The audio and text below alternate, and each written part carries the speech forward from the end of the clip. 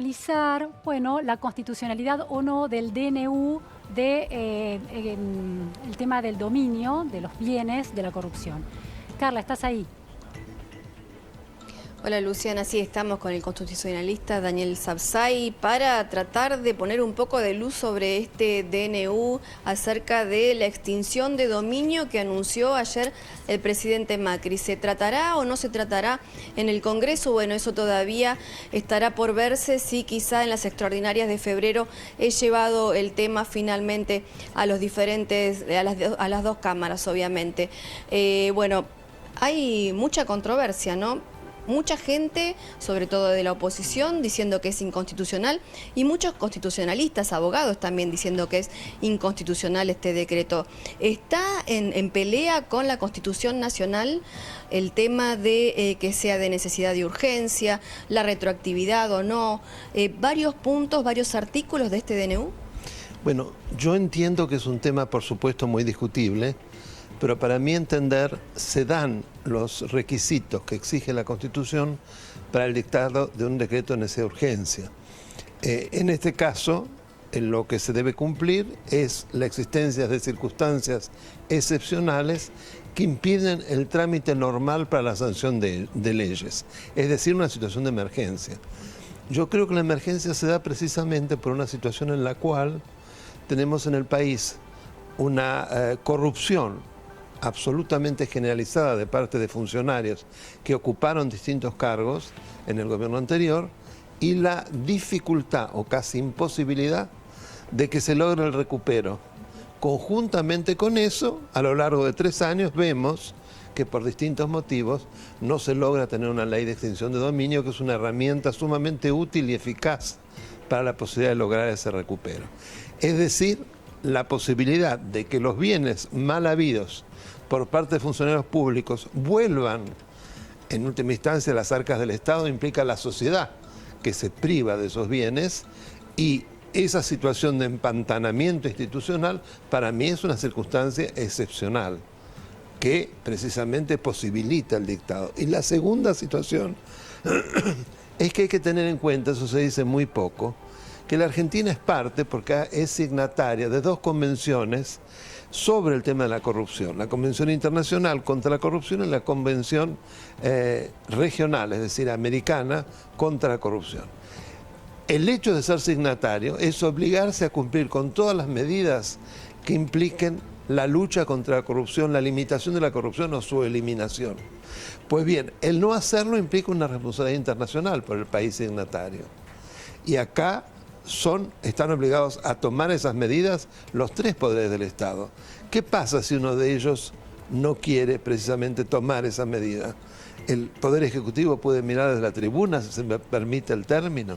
Entonces, yo que soy muy renuente a los decretos de necesidad de urgencia, inclusive no hace mucho se dictó uno sobre reforma del Estado, fui muy crítico, consideré que era inconstitucional. En este caso no, pienso que es constitucional, respeto a mis colegas, pero no estoy en contra del dictado del mismo, y si sirve, como recién se explicaba, como explicaba también mi amigo Tonelli, que no sé si está precisamente allí, si sirve como acicate para que el Congreso finalmente se tome en serio la cuestión y dicte una buena ley, pues entonces ha sido una muy buena decisión. Luciana, te está escuchando el doctor Sabzai. Muy buenas ¿Qué tardes, tal, Luciana? Daniel. Muchísimas gracias por atendernos. Daniel, tengo un montón de Con mucho preguntas.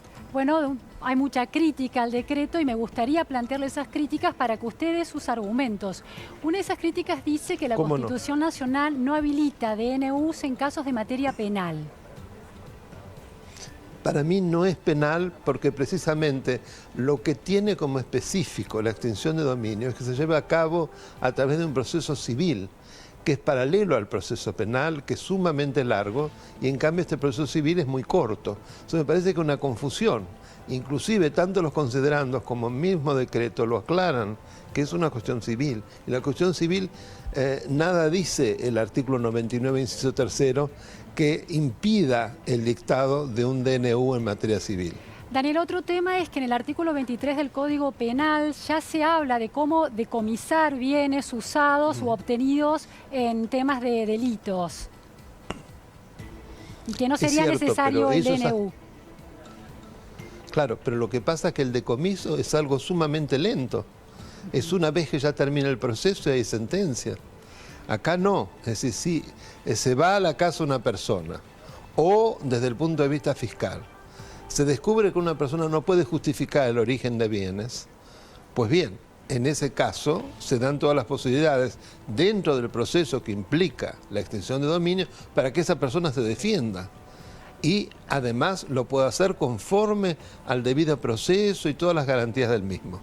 Pero si no lo puede hacer y velozmente, el Estado se hace de esos bienes. Porque si no, el gran problema que ya hemos visto es que terminado un proceso penal ya no hay bienes. Eso a ver, está claro que eso sucede, pero hay un tema que tiene que ver con la presunción de inocencia. Si en el fuero penal todavía no hay una sentencia en relación a la culpabilidad de esa persona en un acto de corrupción, ¿por qué el fuero civil va a asumir que ese capital, ese dinero, esa propiedad ha sido mala vida? Si la persona, eso nos pasa ya ahora a cualquiera de nosotros, si la FIP recaba una situación patrimonial injustificada y vamos a estar obligados a devolver eso que es injustificado. ¿Por qué estamos protegiendo en cambio a quienes son delincuentes presuntos? ¿Por qué nos volvemos tan extremadamente legalistas? Si hoy todos nosotros sufrimos eso, quienes no hemos robado, simplemente no podemos justificar o puede ser dinero en negro, lo que es una manera indirecta sin duda de robar, ¿no? ¿Cómo ve el tema de la retroactividad que fija el decreto 20 años atrás en relación a, bueno, poder extinguir el dominio de bienes adquiridos de manera corrupta con 20 años de anterioridad? ¿Ese no es un tema delicado? Es un tema delicado, pero yo creo que están ligados precisamente a la situación y son el producto de la comisión del delito. No es que sea que se vaya para atrás, es precisamente ante el delito, y si se lo puede probar, bueno, esos bienes han sido el producto del mismo. Pero mire, yo se lo digo desde el sentido común, soy una periodista, lo que a mí me despierta enorme una contradicción lógica es hablar de que se ha probado un delito cuando no hay una sentencia. Es que no se habla de que se ha probado un delito, simplemente no se puede justificar el origen de bienes. El mero hecho de no poder justificar, ya se asume que hay un delito. ¿Esta es la idea? No se asume que haya un delito, se asume que los bienes han sido mal habidos. Pero si no se puede justificar, ¿no se presume la idea de inocencia y en tal caso habrá un proceso para justificarlos? Pero es que hay un proceso. Ese es el proceso precisamente de extinción de dominio. En ese proceso, ¿qué capacidad tiene el imputado de defenderse y decir, no, bueno, yo puedo demostrar esto? Y que lo demuestre.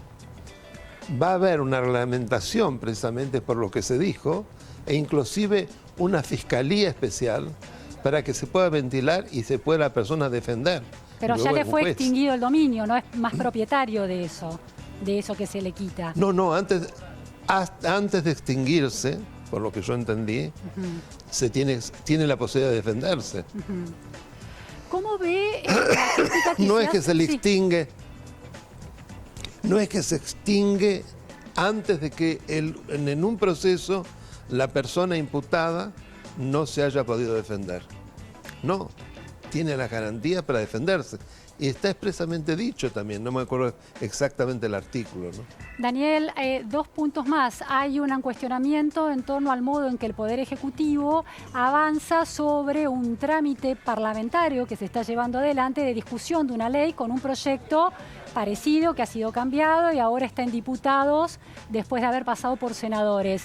¿No sería lógico esperar que el Congreso retome las sesiones y se siga debatiendo esa ley si ya está el proyecto en marcha, en la discusión? Mira, ¿El DN1 es más político que otra cosa? Eso no lo puedo juzgar porque la verdad que no es mi materia, como decía antes Tonelli, no me quiero meter en una materia que no es la mía, la política. Yo lo que puedo ver es desde el punto de vista legal, ¿no? El proyecto para mí está totalmente empantanado. Llevó mucho tiempo para que diputados diera una primera media sanción. Después todavía mucho más tiempo en el Senado para que prácticamente le quitara todo sentido al proyecto que había sancionado diputados. Después volvió a diputados que tienen la posibilidad de aceptar las enmiendas o de volver a confirmar lo que había sancionado. Pero Daniel, ¿eso no es la democracia? ¿Eso no es la democracia? ¿El juego parlamentario de la democracia? Bueno, me parece que también hay un determinado tiempo, tiene tiempo la democracia, sobre todo un tema como este, que lo que está precisamente facilitando es premiar a los corruptos. Muchísimas gracias, porque Daniel, por sus precisiones. No, al contrario, ha sido un gusto, como siempre, Luciana. Gracias, buenas Carla. Tardes. Muy buenas tardes. Muy bien, hasta luego. Bueno, tema clave que se está discutiendo estos días y también condiciona la campaña de 2019. Ahora estamos con Luis Cortinas y un tema